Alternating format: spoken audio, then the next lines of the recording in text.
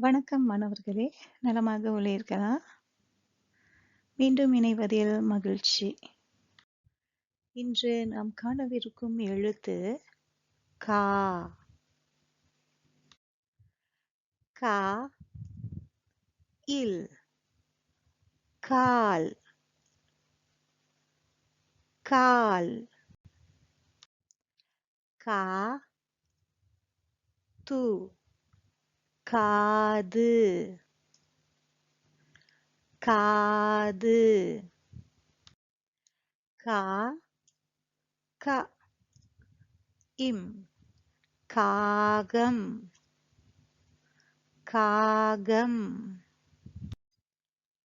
கா ர இம் காரம். காரம்.